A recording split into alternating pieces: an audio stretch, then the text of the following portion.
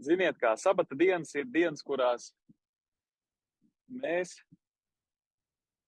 lūdzam, lai Dievs vada un kārto, un Dievs kārto dažkārt dažādi šos apstākļus, tāpēc es ceru, ka mans internets tagad jau būs labs un tas netraucēs, bet es esmu pilnībā aprīkots un sagatavojies ar jums kopīgi arī šai kustībā būt kopā.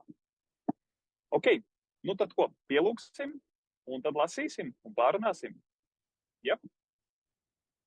Super, saliksim rokas, nolieksim galvas. Tēvs debesīs, tu, kas esi aicinājis mūs tevi pielūgt garā un patiesībā, mēs tevi katrs no savas vietas kopīgi griežamies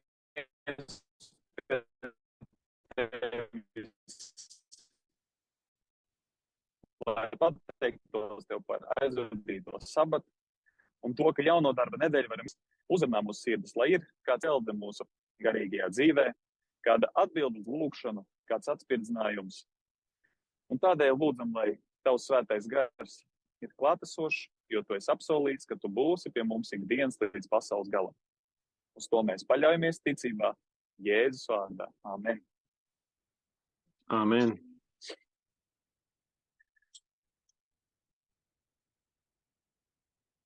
Rakstvieta. Jūs jau dzirdējāt no Jāņa 15.3. Mūsu šodienas temats ir Kristus upura mīlestība. Jūs jau esat tīri to vārdu dēļ, ko es uz jums esmu runājis. Mēs ik viens dzīvojam noteiktu ietekmju lokā. Šis loks ir sociālā telpa, kurā ietilps jebkuras attiecības vai saskarsme ar cilvēkiem mums apkārt, kas ietekmē ik katru mūsu dzīves aspektu. Un šajā nedēļā aplūkosim, kā Kristus mīlestībai uz mums būtu jāietekmē vai jāvada mūsu mīlestību uz visu cilvēci, atstājot iespaidu uz apkārtējiem. Šī izlasītā raksturvieta ataino Kristus uzupurīgo mīlestību uz cilvēci. Šī mīlestība nav tukša vai izpriecu meklējoša, kā dažkārt to var uztvert arī mūsu moderno saprašanu par mīlestību. Kristus mīlestība ir aizvietojoša un izvirza kā galveno mērķi visas cilvēces glābšanu. Kā ir līdz šim? Vai jūs sekojat līdzi un saprotat, ko mēs lasām?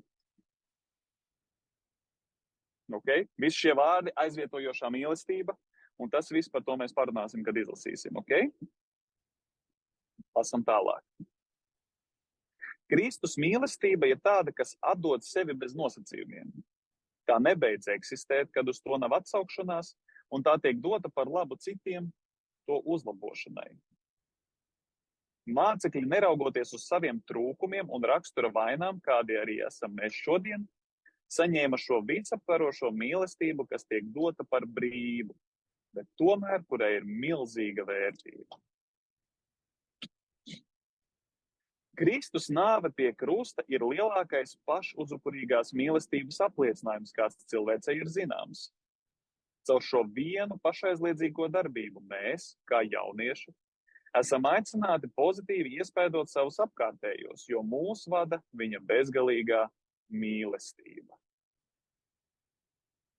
Un tā, kad atskaties uz savu dzīvi, kā Kristus uzupurīgā mīlestība iedvesmo tevi mainīt savas ietekmes loku? Kas tevi ietekmē uzņemties atbildības un izrādīt iniciatīvu? Un tas viss var sākties ar lūgšanu. Vai zināji, ka aizlūgšanas par citiem ir šķietami vienkāršākais, taču svarīgākais veids, kā tu spēj kādu cilvēku mantot Kristumu? Lūgšana ir visiespaidīgākais ierocis, ko likt lietā, lai mainītu savu apkārtni. Un tad mums ir aicinājums pārbaudīt lūgšanas ietekmi. Jau šodien izveido sarakstu, iekļaujot tajā visus, kurus tu vēlies redzēt pieņemam Jēzu kā personīgo glābēju, un aizlūdz par tiem katru dienu. Esi konkrēts, pierakst šos vārdus kaut kur burtnīcā vai telefonā, un katru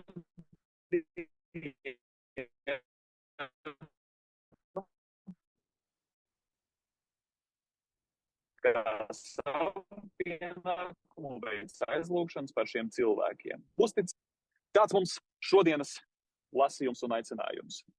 Un tagad es gribētu kādu mirkli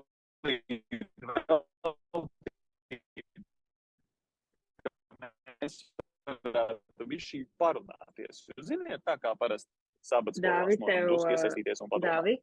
Vispirms, Dāvi, tu dzirdi, tev kaut kas ar internetu, jo tā kā viņš ieķerās un tad tā kā ļoti ātri pārskrien un tas teikums pazūd. Nu, tā kā lasījums bija, bet, piemēram, tas, ko tu tagad teici, tā nebija. ok. Ja tā ir, tad jums dažas minūtes tā varētu varbūt būt, bet es ticu, ka būs labāk. Ok, man vajag kaut kādu signālu, ja es palieku nesaprotams. Ok? Tad jūs varat... Domāju, ka var darīt, kad šitā te izdara raise hand, iespējams, to tu pamanīji, ja? Un varam darīt, tā, kad, ja tu redz, kad parādās daudz raise hand, tad ir problēma ar internetu. Es tagad izslēgšu to hand. Paldies. Ok, pirmais. Kad mēs tagad izlasījām šo lasījumu, ko jūs sapratāt? Par ko ir šis lasījums vispār? Kāda ir galvenā doma? Kas šajā lasījumā bija?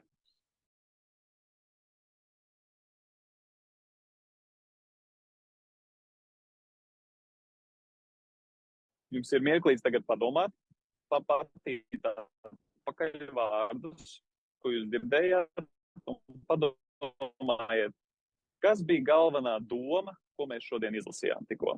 Nebija gari, diezgan koncentrēti, drusku sarežģīti.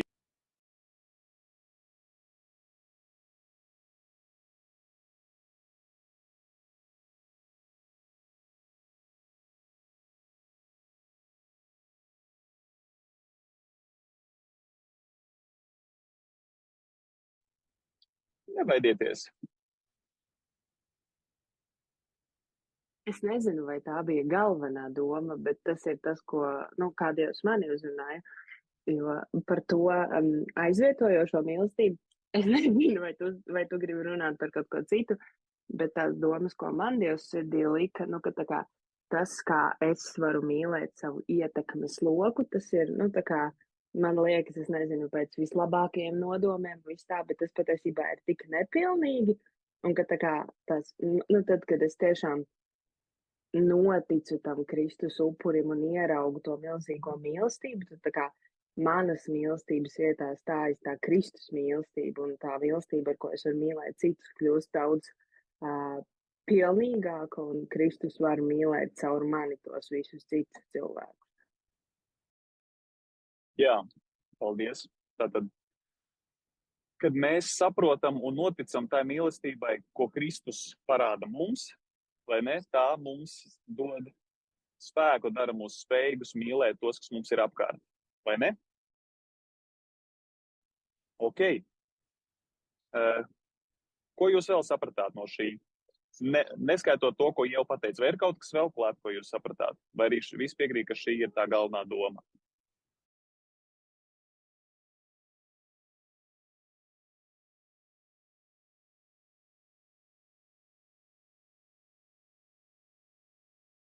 Ok. Paldies jau par drosmi. Es ceru, ka pārējie jutīsies brīvi un arī varēs izteikties, jo tā tiešām ir, ka, ja mēs tā reāli runājam, mēs apzināmies to, ka mēs zinām, ko Bībele saka. Bībele saka, ka Jēzus nāks tad, kad šīs valstības evaņģēlijas atskanēs pa visu pasauli. Vai ne? Mateja evaņģēlija 24. nodaļa, 14. pants saka, ka šīs valstības evaņģēlijas atskanēs visur, un tad nāks gals. Un Dievs saka, ka viņš grib izmantot tevi, lai tu pasludinātu šo vēsti. Bet loģiski, ka tu nevari iziet un ielās un pasludināt visai pasaulē. Varbūt tās tev vēl nav YouTube kanāls ar 500 000 sekotājiem, un tāpēc, bet ja kādam ir, dodiet zināt. Bet ja nav, tad Dievs saka, ok, bet tev ir tavs ietekmes loks, tev ir tie cilvēki, kas tev ir apkārt. Un tu saki, ok, labi, es saprotu, man ir cilvēki apkārt. Un Dievs saka, ej un mīli viņus. Un galvenais jautājums parasti izriet cilvēkam, kā kā lai es tagad ņemu un vienkārši mīlu šos cilvēkus? Jūs piekritīsiet, ka mīlestība ir dažāda. Jūs mīlat savus vecākus vienā veidā, bet tad jūs mīlat, piemēram, savus draugus, tomēr drusku citādāk. Tad jūs, piemēram, varbūt mīlat savu otru pusīti, kas ir citādāk, vai ne? Un tad, piemēram, ir kāds cilvēks uz ielas svešinieks, kuru Dievs arī aicina mīlēt. Dievs aicina mīlēt ienaidnieku. Bet jūs jau, piemēram, neskrienat un neapkamjat un nebučojat viņu tā, kā jūs bučojat savu ģimenes locekļus. Bet jautājums ir tāpatās, kā es varu dabūt, kā? Kā man tagad sākt, lai man būtu rūpes par tiem cilvēkiem, kas man ir apkārt? Šis jautājums patiesībā ir viscaur kristietībā bijis šis jautājums, kā man mīlēt savu tuvāko. Jūs ziniet, tad, kad pie Jēzus pienāca un viņam prasīja, kāds izglītots cilvēks, raksturmācītājs, viņš viņam saki, kāds ir augstākais bauslis? Citiem viņam sakot, kas ir galvenais, ko man vajag izdarīt, lai es varētu iemantot mūžīgo dzīvību? Ko Jēzus atbildēja, kāds ir augstākais bauslis?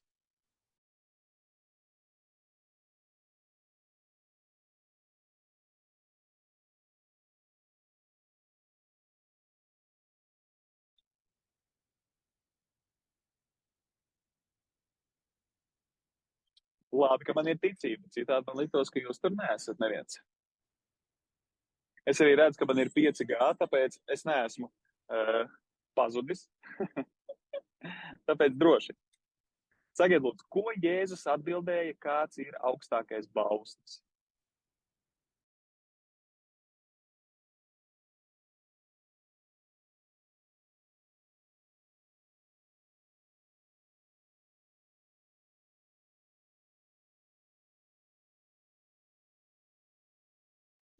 Tev būs savu tuvāku mīlēt kā sevi pašu. Vai arī tev būs savu Dievu mīlēt. Tie abi divi, kad tajos abos ir kopā saņemta bauslība un pravieši. Tas jau ir pavisam precīzi. Tātad, gandrīz sačkarējos. Jēzus saka, mīli Dievu un savu tuvāko. Bet ievērojiet šo secību. Viņš vispirms saka, mīli Dievu. Viņš saka, mīli Dievu, un tad viņš saka, secīgi mīli savu tuvāko. Abi ir vienlīdz svarīgi, bet ir secība, ir kārtība.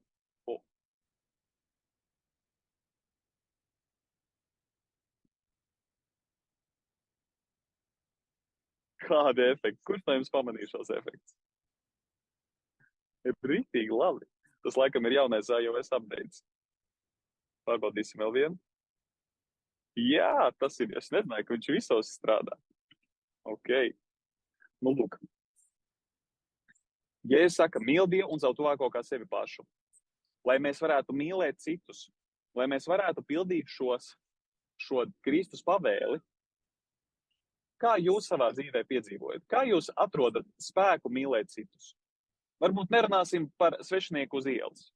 Nerunāsim par kaut kādu ienaidnieku. Bet kā jūs rodat spēku mīlēt savus tuvākos? Jo dažreiz jau ir situācijas, kur viņi nevienmēr rīkojas tā, ka mēs viņus varētu mīlēt. Ne? Viņi nevienmēr uzvedās kā mīlami cilvēki. Kāds ir risinājums? Kāda ir jūsu pieredze bijusi? Kur jūs dabūnat spēku? Kur jūs dabūnat iedvesmu? Kur jūs dabūnat? Kas jūs pamudina viņus mīlēt?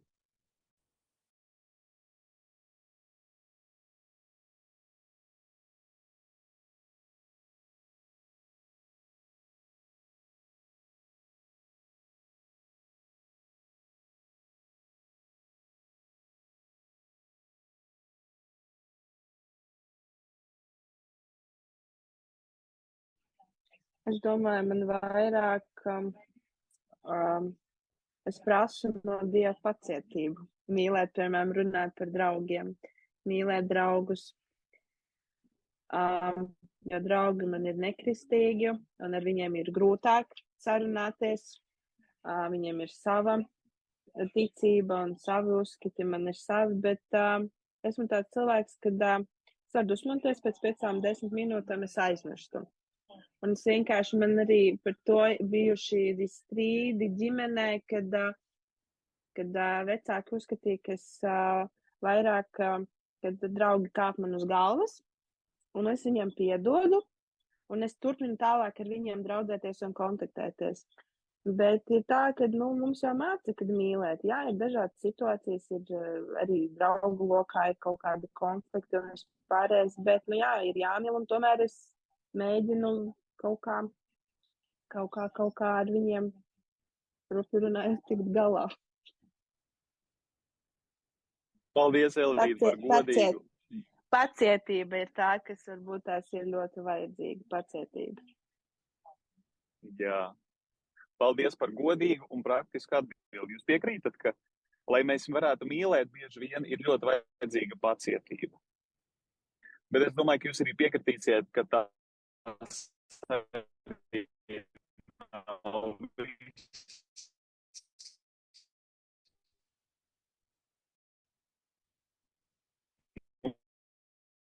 mums ir vajadzīgi visi šie gari augļi, un mēs varētu patiesi. Bībele māca, ka, lai mēs tā skaitā, mums ir jāspēj tā skaitā piedot. Piedot, mīlēt, paciest un izvēlēties to. Tas viss, lai to visu mēs spētu, mums ir tas jāsaņem pa priekšu no Dieva. Jūs ziniet, ir tāds stāsts Bībelē, līdzība, kur viens cilvēks bija parādā kungam 10,000 talantu. Jūs esat dzirdējuši tādu līdzību? 10,000 talanti ir ļoti liela naudas summa.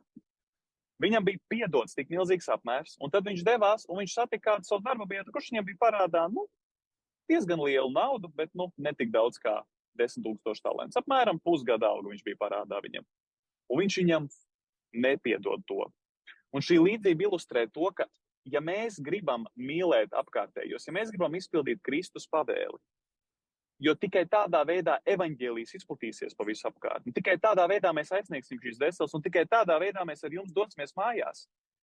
Uz šīs zemes nav mūsu mājas. Mēs neplānojam šeit pavadīt visu mūžību. Mums ir labākas debesis un labāka zeme, kas mūs gaida. Bet, lai uz turien dotos, mums ir mīlestībā jāaizsniedz šie cilvēki. Un galvenā atslēga, lai mēs vispār to spētu, ir Kristus mīlestība pret mums. Kā viņš mūs ir mīlējis, tā mēs varam mīlēt citus. Un spēku jūs iegūsiet tad, kad jūs novērtēsiet Kristus mīlestību pret jums. Kristus mīlestība izpaužas piedošanā un labvēlībā. Vienkārši, ka viņš jūs mīl, viņš sakārto apstākļus, parūpējas par jums, pirms jūs vispār domājāt par kaut ko lūdzāt. Viņš svētī jūsu roku darbu, jūsu veselību, jūsu gaitas.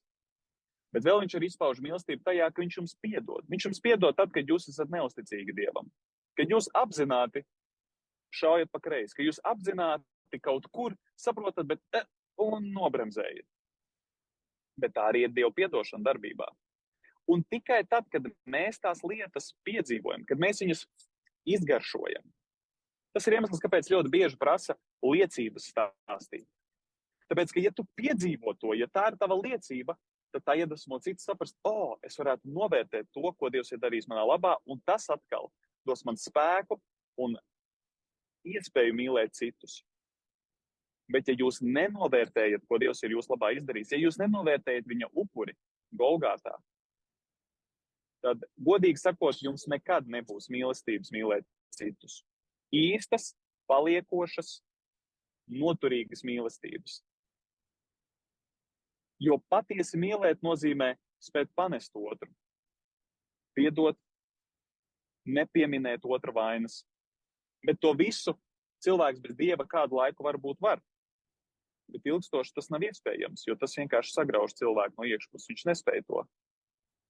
Bet ja mēs saprotam, kā Dievs mums ir piedevis, kā viņš mūs ir mīlējis, tad mēs spējam mīlēt citus. Jānis apostols Jānis raksta 1. Jāņa 4. nodaļā: mīlēsim, jo viņš mūs pirmais ir mīlējis. Un šo secību nekad, dārgie draugi, neaizmirstiet. Nekad. Mīlestība nesāks ar mums, ar mūsu mīlēšanu, ar mūsu citu mīlēšanā. Nē, mīlestība sāks tad, kad mēs saprotam Dieva mīlestību pret mums. Es varu iedomāties, ka dažreiz jums ir nogurdinoši lasīt, varbūt tās vai liekas ļoti briesmīgi vai smagi vai neērti Kristus krustā sišanas stāstu. Bet es jums varu pateikt, ka jums laiku pa laikam obligāti tas ir jālasa. Obligāti. Nesteidzīgi, mierīgi, ar pārdomām, vienkārši lasiet to stāstu. Izlasiet viņu Bībelē evaņģēlijos, izlasiet viņu laikmetu ilgās. Un tad, kad jūs par to vienkārši veltīsiet tam uzmanību un domāsiet, cilvēks, kad viņš uzlūko kaut ko šādu, iekšēji notiek kaut kas, un mēs mainamies. Sāk darboties mūsu sirdīs svētais gars, to sauc par svēto garu. Ka mēs vienkārši sākam mainīties. Nekāds jūsu pūles nevarētu to izmainīt. Kā tas, ka jūs uzlūkojat, un to mēs parasti saucam par uzlūkotu krustā sisto Jēzu. To tas nozīmē. Ko nozīmē uzlūkot Jēzu? Domāt par to, kas notika pie krusta, un saprast, ka viens no visiem grēkiem, kas bija uz viņa, bija arī man. Es biju daļa pie viņa ciešanām, jo viņš cieta par maniem grēkiem. Ja es nebūtu grēkojis, viņam nebūtu jāmirst. Bet viņš izvēlās, lai mums būtu dzīvība. Viņš samaksā nesamaksājamu maksu, lai mēs varētu dzīvot. Un ja jums kādreiz trūkst spēka mīlēt, ja jums kādreiz trūkst iedvesmas mīlēt, ziniet, jūs jau arī dzīvojat šajā sabiedrībā, kurā es tāpat tās atrodos tomēr uz šīs pasaules, varbūt tās man internets tiek ģuko, bet es tomēr esmu uz šīs zemes, tāpat kā jūs. Un dažreiz ir ļoti nogurdinoši vispār domāt par to, ka ir jāaizsniedz cilvēki. Dažreiz liekas, viņiem vispār tas neinteresē. Dažreiz liekas, es negribu viņiem uzbāzties. Bet padomājiet no otras puses tā. Jūs, kas esat piedzīvojuši kādreiz Dievu, jūs, kas esat kādreiz nogaršojuši, cik Dievs ir labs, jo viņš saka, baudiet man, baudiet un redziet, cik tas kungs ir labs.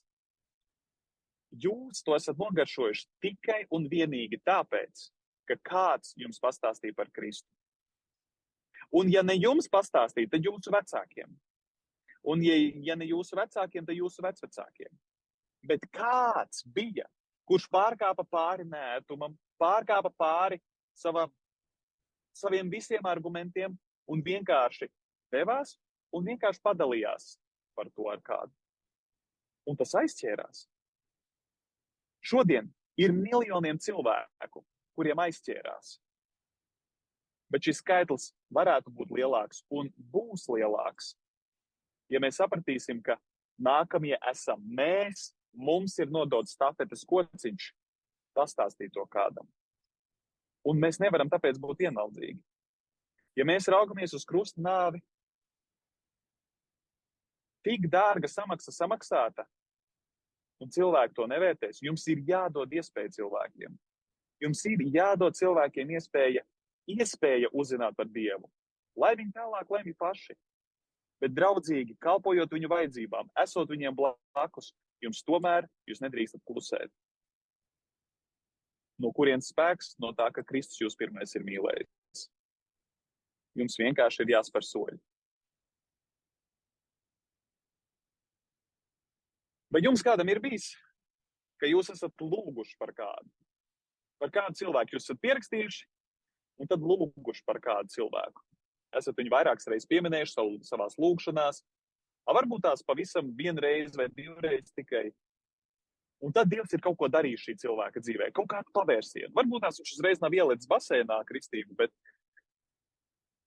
kaut kādi soļi, kaut kādi svētā gara pamudinājumi varbūt tās. Jums ir tā bijis. Varbūt tās kāds būtu gatavs vienkārši padalīties īsi.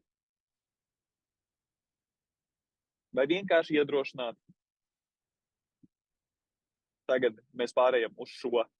Un pēc tam sekos mums maz diskusijas grupiņās.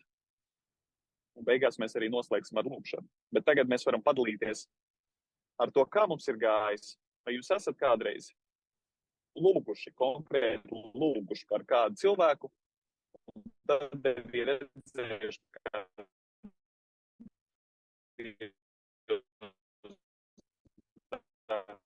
kaut ko dzīvē.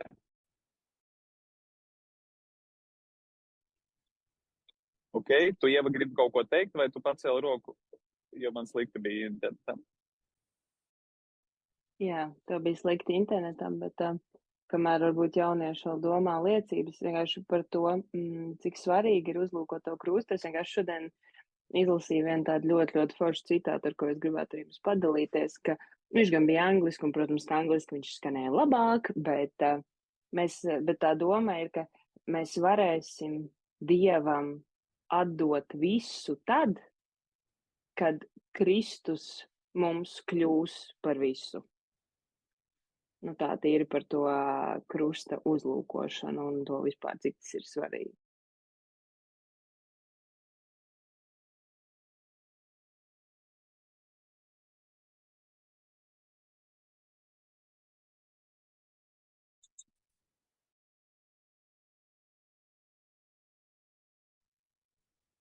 Dāvi, vai tu ļoti labi, es nezinu, kurā mirklī beidzās teikums, bet man apstājās pie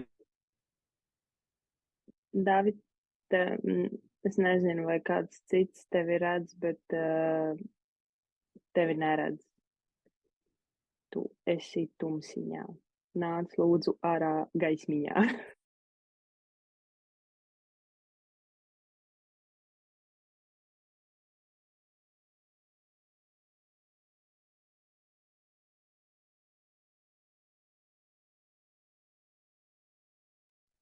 Labi, izstāst, ka Dāvis ir mūs pametis. Varbūt kāds ir gatavs padalīties. Nē, Dāvis ir atpakaļ. Ceru, ka uz palikšanu. Ai, lūdzu, atvainojiet man, ka man visu laiku diskonektojas. Bet es dzirdēju Ievas teikumu, un man apstājās perfekti doma noslēdzās. Es nezinu, vai tur arī beidz to teikumu. Bet es dzirdēju, ka mēs varēsim atdot visu, lai mēs atdot visu.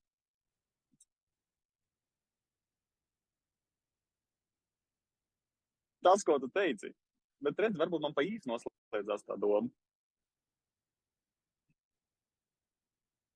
Jeb, kad mēs atdosim sevi visu, tad mēs varēsim.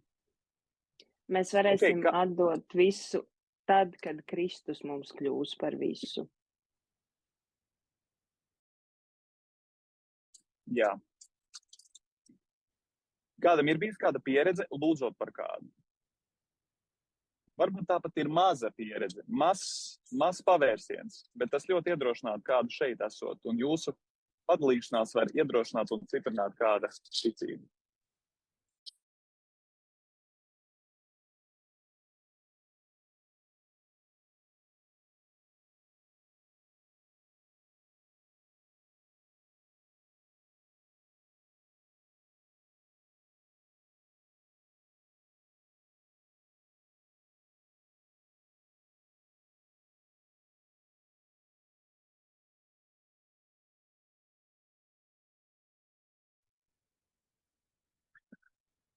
Man bija vienreiz tāda iespēja strādāt kopā ar vienu cilvēku, kurš zina par Dievu, kurš ir daudz dzirdējis par viņu, kuram ir sanācis ar Dievu, ir sanācis arī atsalt ar Dievu.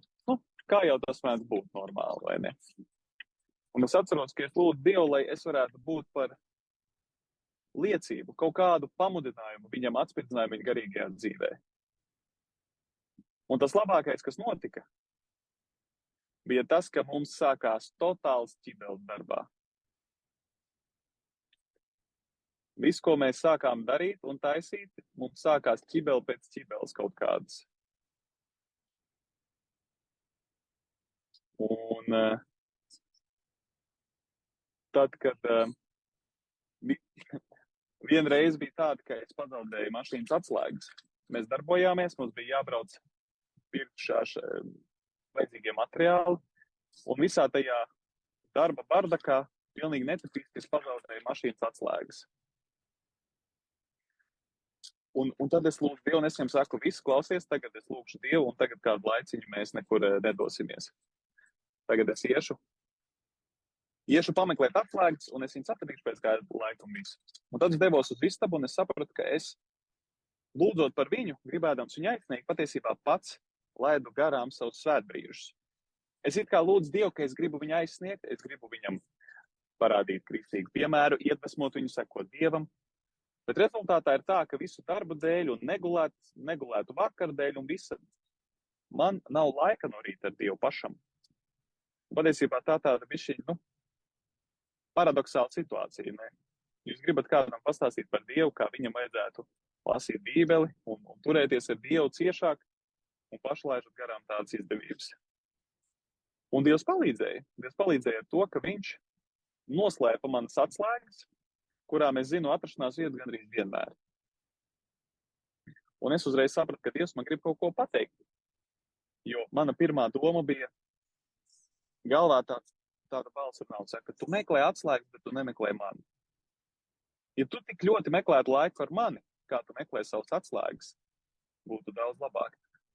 Un es ļoti pie sevis nokaunējos, ka tā tas ir. Un es uzreiz sapratu, man ir jāiet svētbrīdī un jālūdz, ko Dievs man grib pateikt. Es dziļāk neizpildīšu šai stāstā, bet fakts bija tāds, ka es devos savā lūkšana kambarī, atvēru vaļā Bībeli. Jūs zināt kā, dažreiz jūs vienkārši pielūdzat un vairat vaļā nejauši Bībeli. Un jūs ticat, ka Dievs vadīs, kur jūs atvērsiet un ko jūs lasīsiet. Es šādi saņēmu ļoti daudz atbildes uz lūkšanām. Un es atšķiru vaļā, un tur ir viens pants, otrs īsākais pants jaunajā derībā. Ja jums interesē, jūs varat pameklēt, bet es jums neteikšu, kas tas ir. Īsākais pants ir, ja es raudāju, un tad otrs īsākais pants bija jaunajā derībā. Un es atšķiru to, un es ļoti par viņu aizdomājos. Lasīju stāstu un sapratu, ka Dievs pilnīgi runāja uz manu sirdi par vienu jautājumu, ko es biju nolicis novārtā. Un es sapratu, ka tā bija tieši tā diena, kad man to vajadzēja dzirdēt, jo jau nākamajā dienā es būtu spēris soļus, kas man būtu aizveduši projām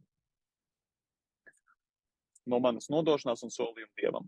Un tā ir mirklī, kad es sapratu, ka Dievs man gribēja kaut ko tik svarīgu pateikt. Es uzreiz viņu slavēju un pateicos, un tas viss svētdien man aizņēma kaut kādas 12-13 minūtes.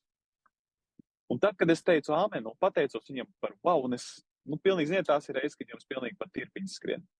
Es slavēju Dievu, pieceļos augšā, un iedomājieties, un es izēju istabā, un tur stāv mans draugs, un es viņam saku, mēs tūlīt atradīsim atslēgas.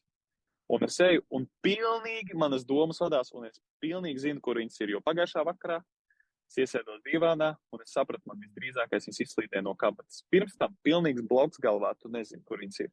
Tu zini istabas ārā, un es zinu, tūlīt es viņas atradīšu. Tu esi pilnīgi pārliecināts, ka tu atradīsi. Tāpēc, ka tu zini, ka Dievs tev aizturēja, lai tev kaut ko pateiktu.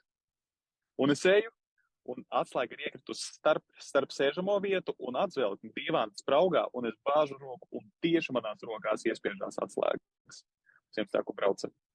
Un tā es viņam pēc tam liecinu un stāstu par to, kā es gribēdams viņam iedrošināt lasīt Bībeli, pats atstāju to novārtā, bet kad Dievs par mani cīnās. Un tas bija viens piemērs un piedzīvojums, ko es ticu, ka tas atstāja iespēju uz viņu, vismaz tad, nezinu, vai viņš to atcerās šodien, bet tā solis pa solim. Lūdzot par citiem, dažreiz Dievs stiprāk un vairāk darbojas pie mums. Un nereti notiek visādas ķēzes un ķibeles, bet tiem, kas Dievu mīl, visas lietas nāk par labu, un mums uz to ir jāpaļaujās. Lai būtās kāds atcerējās kaut ko, ar ko viņš grib padalīties vēl, un pastāstīt kādu pieredzi, kur ir lūgts par kādu, un Dievs ir kaut ko darījis lietas labā.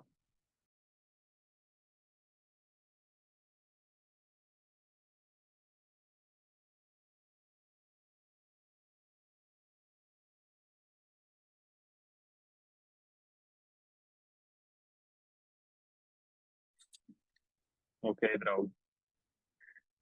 Šodien pēc mūsu lūkšanu lasītā galvenā doma ir tāda.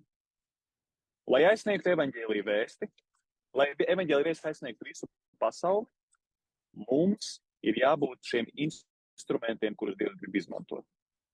Dievs saka, ka motivācija pasludināt evaņģēliju vēsti visai pasaulē, lai Jēzus varētu nākt uz šo zemi, ir mīlestība. Bet, lai mēs mīlētu, mums vispirms ir jāiet pie tā, kurš mūs pirmais tur mīlēja. Šī ir formula katrai dienai. Katru dienu jums ir jānodot sevi Dievam un jācenšas, cik vien iespējams, savā prātā paturēt svaigu šo apziņu, ka Dievs jūs mīl. Ko viņš ir izdarījis jūsu labā. un ko viņš ir gatavs bijis darīt jūsu dēļ, un ko viņš dara. Ja jūs paturēsiet dzīvu šo apziņu, ja jūs paturēsiet dzīvu šo domu, ka Dievs jums ir piedevis 10 000 talentu, tas jums tos spēku piedot savam brālim vai māsai tos 100 denārijus.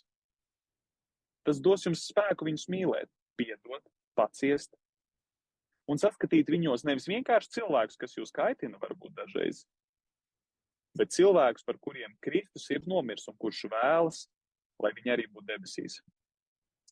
Citas atslēgas nav. Un šodienas autors lūkšanas lasījumā mūs aicina uztaisīt sarakstiņu. Es pieļauju, ka jūs esat lūguši par kādiem. Es pieļauju, ka jums noteikti arī ir kaut kāda pieredze bijusi vai kā, bet ja jums nav bijusi pieredze, vai varbūt pēdējā laikā nav bijusi pieredze, šodien Dievs jums dod iespēju iegūt šo pieredzi. Pēc šodienas, kad beigsies zvans, izdariet lēmumu un uzrakstiet uz lapiņas kaut kur.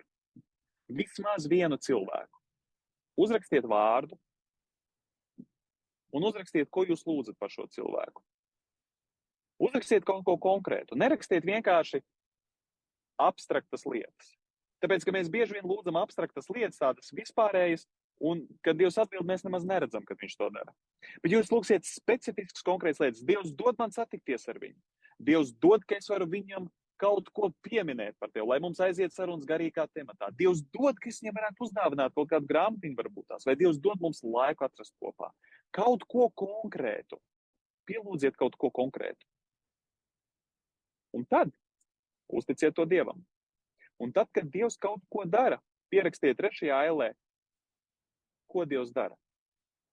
Tas var būt mazas lietiņas, mazi solīši, bet tās būs pārmaiņas. Salīdziniet ar to, kā bija pirms jūs lūdzāt, un kā ir pēc tam, kad jūs lūdzat. Un man tā nav bijis tik daudz ar cilvēkiem, kā ar kaut kādām lietām un lūkšanām, kuras es uzticēju Dievam. Un pēc kāda laika, kad es šķirtu šīs klades, kuras esmu rakstījis lūkšanas, es dažreiz nevaru noticēt, un man pilnīgi sariešās prieka asars acīs par to, ko Dievs ir padarījis pa pusgadu, pa gadu, pa 5 gadiem. Un kā kaut kādas lietas, kas kādreiz bijuši milzīgi kalni, nepārvarams lietas, Dievs ir atbildējis un vērsts vislabākā veidā. Šodien Dievs jums dod iespēju šo uzsākt un pamēģināt piedzīvot kaut ko. Bet tagad mēs nemazam neesam tik daudz. Mēs esam hosts, mēs esam 2, kam ir ieslēgts kameras, un vēl 3 cilvēki. Jūsu izvēle, jūs varat izvēlēties 2 variantus. Mēs varam sadalīties 2 grupiņās, jo mēs sadalīsim breakout rūmos. Plāns ir, ka mēs sadalītos breakout rūmos, un mēs parunātos par to. Otrs variants ir, ka mēs varam palikt šādi, bet parunāties šādi. Jūs varat izvēlēties. Pirmais vai otrais variants. Sadalāmies breakout rūmos vai paliekam visi kopā. Jūs varat vienkārši parādīt. Pirmais variants. Vai otrais variants. Šādi kaut kas būs. Ne tikai šī izaugšana.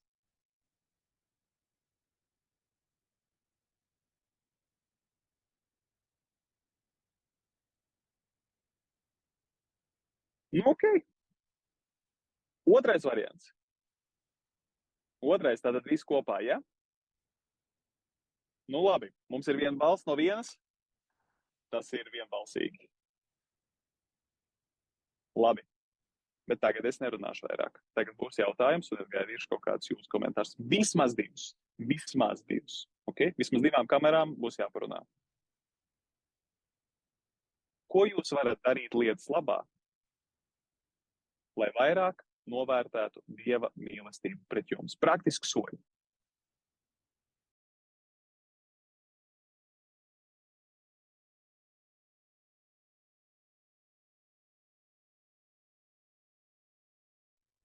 Hosts ierunāsies.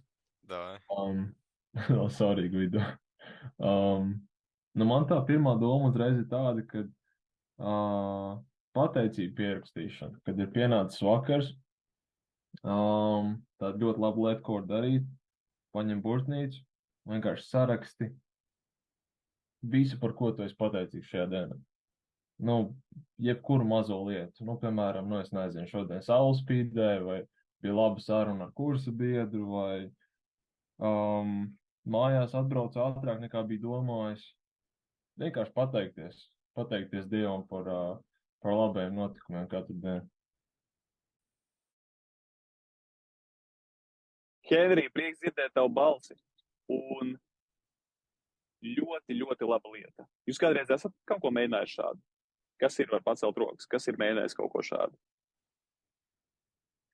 Jūs zinājāt, ka tās ir numur 1 zāles pret depresiju, ko reāli psihologi iesaka darīt. Numur 1 ir pateicība. Un jūs ziniet, tas nav nekas jauns, tā nav raķešu zinātne, to Bībelēs. Tas Bībelē rakstīts par visu, esiet pateicīgi. Katrā lūkšanā un aizlūkšanā ar pateicību pie Dieva. Super.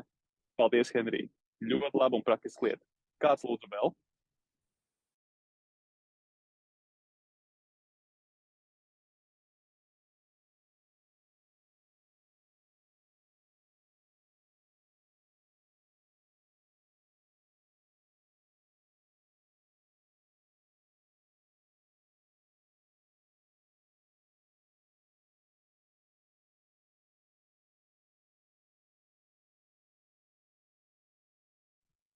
Kad jūs pēdējo reizi lasījāt par Jēzus krusta stāstu?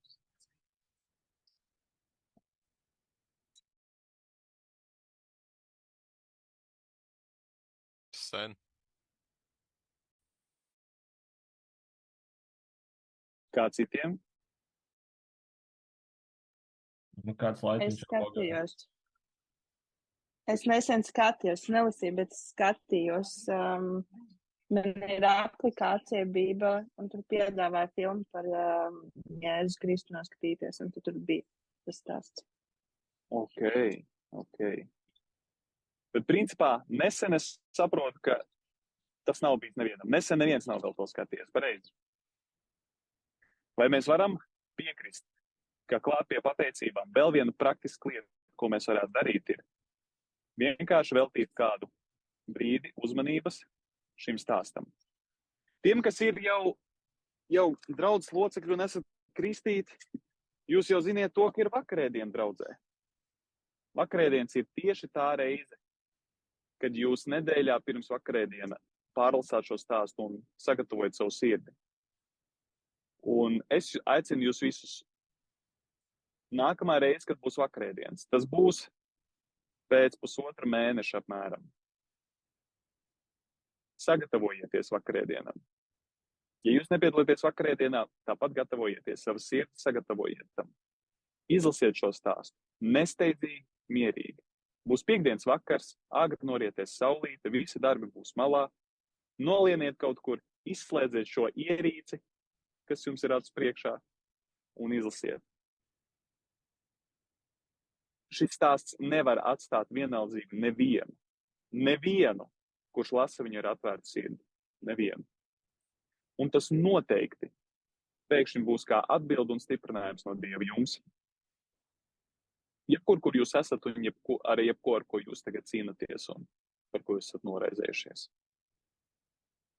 Lūdzu, kāds grib vēl piebilst, papildināt pie pateicībām? Pie krusta stāsta?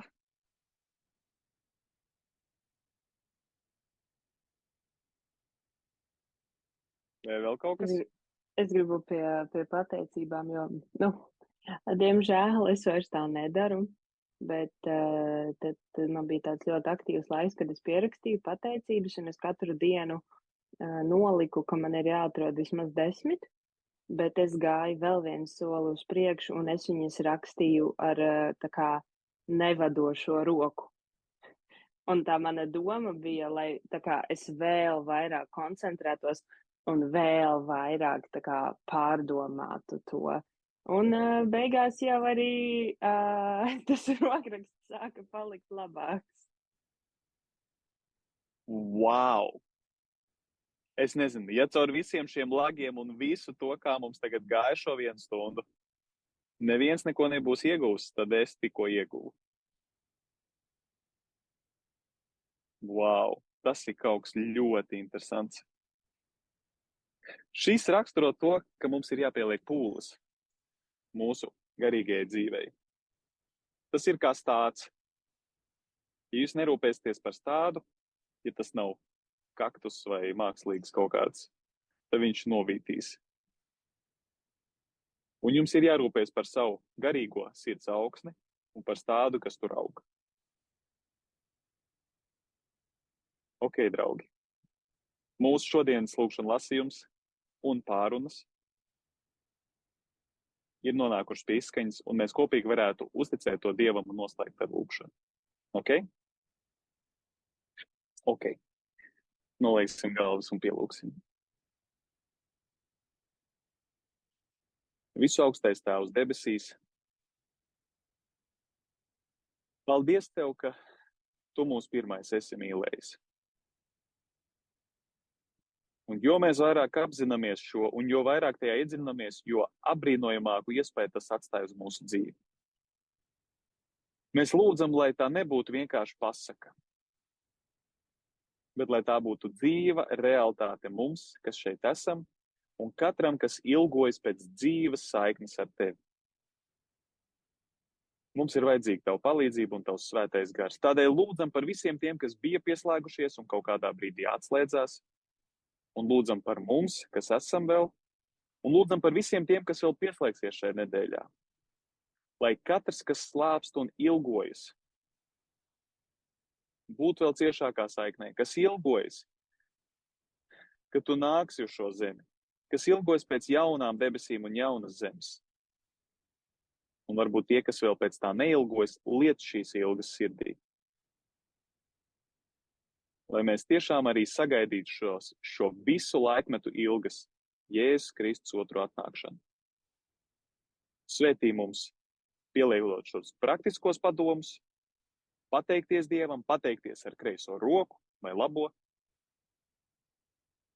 un atrast laiku, kad mēs veltīsim šajā gadā, līdz jaunajam gadam, kad mēs veltīsim uzmanību Kristus krusta nāvei, izlasot šo stāstu, to pārdomājot ar atvērtām sirdīm.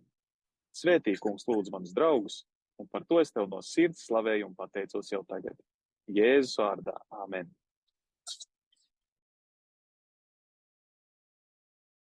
Paldies jums, paldies par iesildīšanos sākumā, Patricija. Paldies Elīnai un Ievai par aktīvām atbildēm, tāpat tās arī Henrijam. Un paldies arī Ilzei, kas ir pieslēgusies ar mums uzticīgi. Lai jums labs vakars, tiekamies jau rīt. Kas vadīs, tas nebūs šais. Tā kā jums būs intriga uzdināta. Atā!